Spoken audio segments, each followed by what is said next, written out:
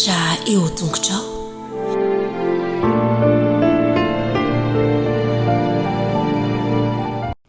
Fahalmerabantsika tsirairay avy indray tonga eto amin'ny fandraisana ny lesona ho an'ny lehibe isika amin'ity talata fa 7 volana Jolay ity.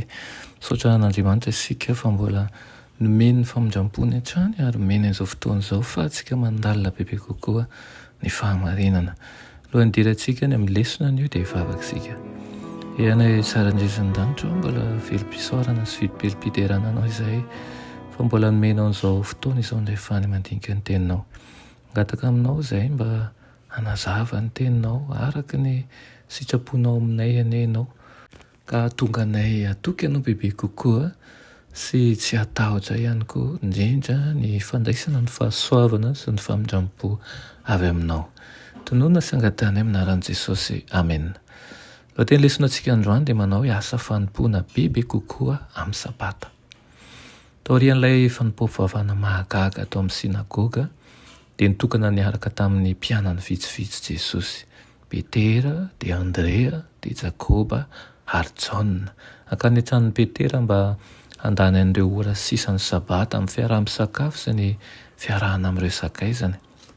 Misy toe-javatra nampitebiteby anefa tamin'izay. Narary ny tazo ny rafozam-baziny Petera midika izany fa na izy mihatsara na ho ratsy hatrany amin'ny fahafatesana. Nambaran'izy ireo amin'i Jesosy ny momba n'izany aretina izany ka niraisy ny tanan'ilay rafozam-bavin'i Petera ary nanarina azy izy. Avy hatrany dia nanomboka nanome an'izay nilainy izy ireo ilay rafozam-bavin'i Petera. Ohatra lehibe momba ny foto-kevitra anankiray izany.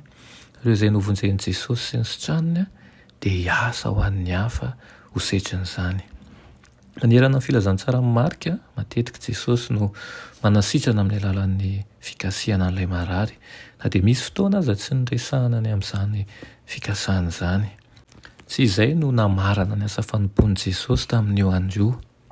Noho ny matin'ny masoandro dia marobe ny tonga tao an-tranon'i Petera mba ho sitranina.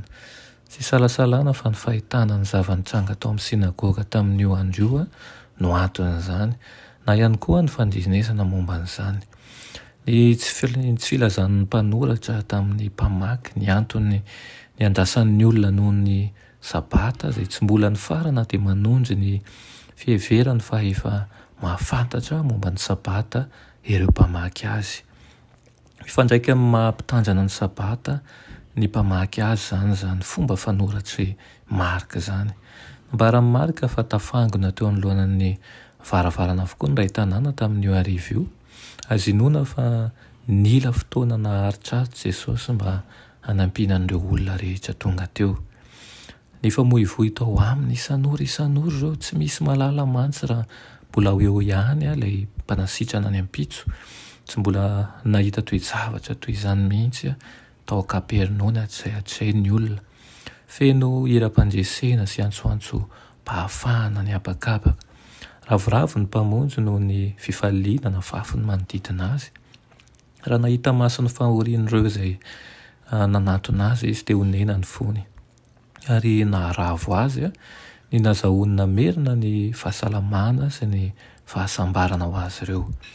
Tsy najanon'i Jesosy ny asany raha tsy sitrana ny marary rehetra. Efa alimbe vao lasa ny vahoaka ary nanjaka tao tokantranon'i Simona ny fahanginana. Lasa ilay andro lava natrotraka ka nitady fialan-tsasatsy Jesosy. Raha mbola reniko ny torimaso ny tanàna dia ny fomaraina alina koa ny mpamonjy dia nivoaka nakany an-tany foana ka nivavaka tany. Zava-dehibe no alalantsika an'izany fa tena miay ny olon-drehetra tokoa Jesosy ary amin'ny fotoana rehetra tsy mba mandala izay manantona azy izy ary mbola mitoetra ihany ankehitriny izany toe-javatra izany. Ny rina dia ahafahanao manantona ny tompo amin'ny fotoana rehetra ary ihany koa tsy salasala ny antso azy. Vavaka isika. Ianay tsara indrisyn-danitra mbola velom-pisaoranao izay iny amin'ny teninao. Misaotra anao ihany koa satria be fitiavana tokoa ianao ary miay anay rehetra.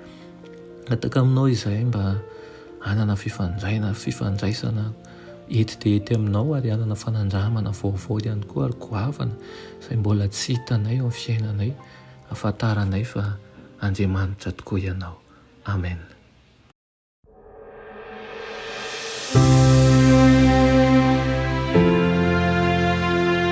mianatra eo a-tongotry Jesosy isan'andro.